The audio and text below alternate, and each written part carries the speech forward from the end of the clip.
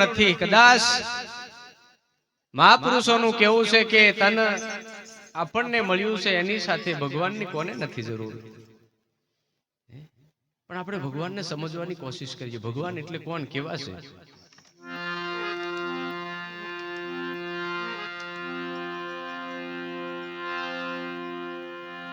આપણને ઘડનારો આપણો માલિક, આપણો પરમાત્મા ક્યાં રહેતો છે? કોઈ કોને પરમેશ્વર કેવા છે, એ કેવા છે ક્યાં રહેતા છે? કોઈ કોને પરમેશ્વર કેવા છે?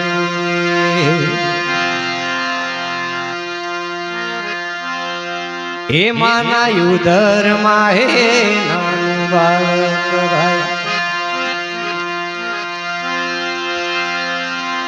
એનો દૂધ નો ટોનાર કેવો હશે? કોને પરમેશ્વર કેવા છે?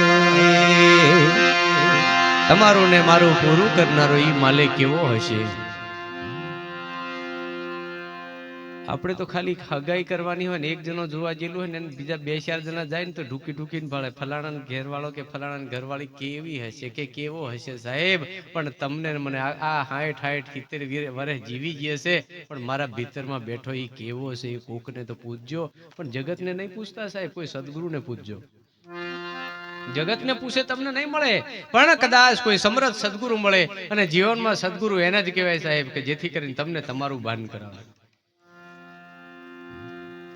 તમારે કયા માર્ગે જવું છે આ જીવનમાં, તમને જીવન જીવવાની કળા શીખવાડે ગુરુ મહારાજ.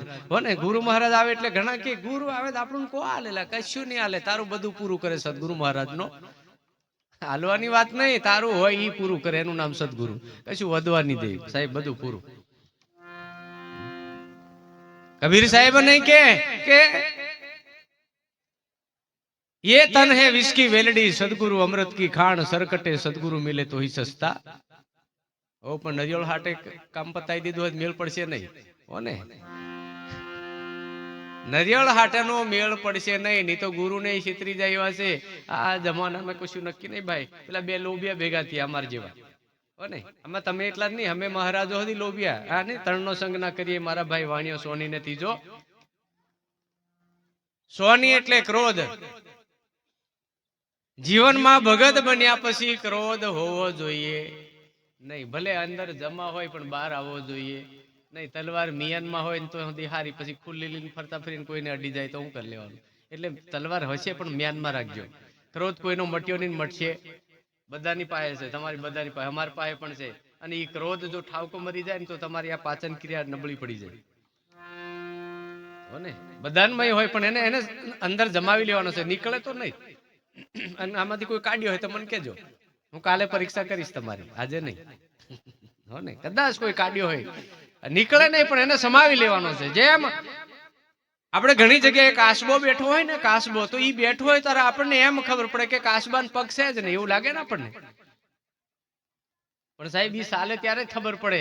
બેઠો હોય આમ બેઠો હોય ને ત્યારે કાસબો આપણને ખબર નહીં પડે, આમ પગે ની મેં લાગે આપણને, પણ પગ પોતાના સમાવી લે. એમ પોતાના આપણે વિષયોને સમાવી લઈએ, આપણી ઇન્દ્રિયોને સમાવી લઈએ, કાળને સમાવી લઈએ, ક્રોધને સમાવી લઈએ, લોભને સમાવી લઈએ, મોહને સમાવી લઈએ. સાહેબ આ બધાની જરૂર છે. કાળની જરૂર છે, ક્રોધની જરૂર છે, મોહની જરૂર છે, લોભની જરૂર છે, બધાની. પણ વાપરવો ક્યાં એ કોઈ મહાપુરુષોને પૂછી જુઓ. સબરીને ભગવાન પાસે શું થયેલું સાહેબ? સંતો કહે છે જગતનો મોહ છોડ અને ઈશ્વરમાં મોહ જોડી દે. ખાલી જોડું ને છોડું આ 2 જ કરો, બાકી રહેવાનો એ વાત તો નક્કી છે. કોઈનો મટ્યો નહીં, મટવાનો. સબરીને શું હતું? રામ પ્રત્યેનો મોહ નતો તે શું હતું? આજે આવે કાલે આવે, હમણે આવે, આજે આવે કાલે આવે, એ મોટામાં મોટો મોહ હતો ને સાહેબ. પણ એ જગ્યાએ મળ્યા નહીં. સબરીને રામનો મોહ હતો ને આપણને આ જગતનો મોહ છે. આટલો ફેર છે. 3નો સંગ ના કરીએ. એ સોની એટલે ક્રોધ, વાણિયો એટલે લોભ, અને દરજી એટલે મોહ. ભોજો ભગત કહે ગુરુ પ્રતાપે, આ 3ની મુક્તિ નહીં. 3નો સંગ ના કરીએ મારા ભાઈ, વાણિયો સોની ને ત્રીજો હઈ આપણા મોતી હોય તો ધ્યાન રાખજો. અને આપણું બગાડે ને તો આ 3 જણા નફટે જ બગાડે બધું. મેં પહેલા જ કીધું, આપણી ભક્તિમાં જો મોહ જાગ્યો, લોભ જાગ્યો, અણદેખાય જાગી, તો આપણે પણ એકબીજા સેવા. અને હું કહું હરિભક્તો સાહેબ બહુ પ્રેમ રાખ્યો. અરે કોઈ પણ નો ભગત હોય, હું કહું ચાલશે, વાંધો નહીં, ગમે તેનો પણ છે ખરો ને.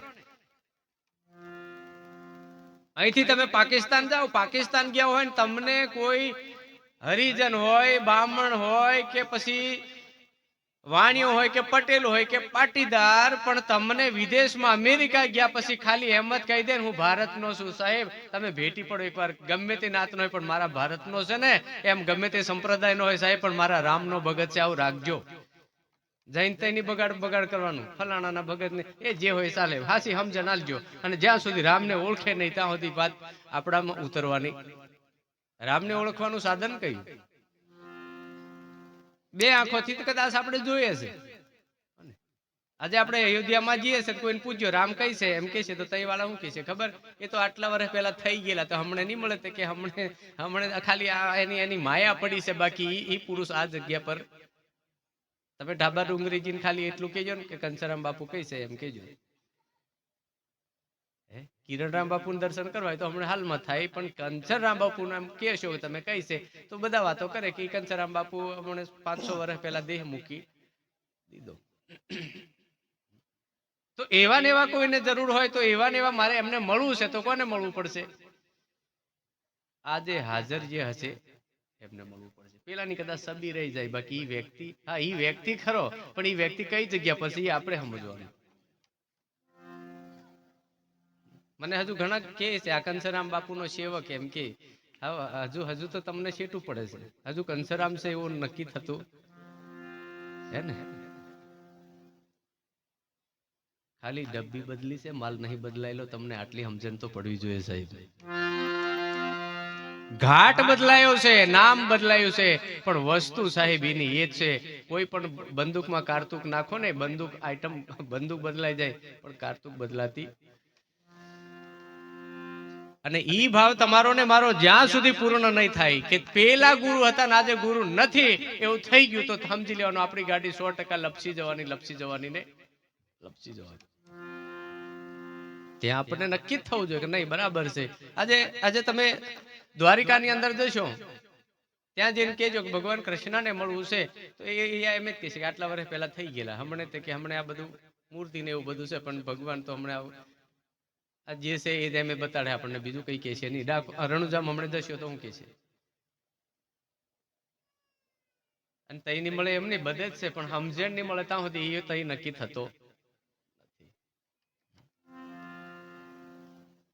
એમ તમારે મારે પરમાત્માને મળવું છે તો પહેલા આવા સંતોના ચરણે જજો, ગુરુ પાસે જાઓ. ગુરુ ગોવિંદ દોનો ખડો કિनको લાગુ પાઈ, બલિહારી ગુરુ દેવ કી ગોવિંદ દિયો બતાય.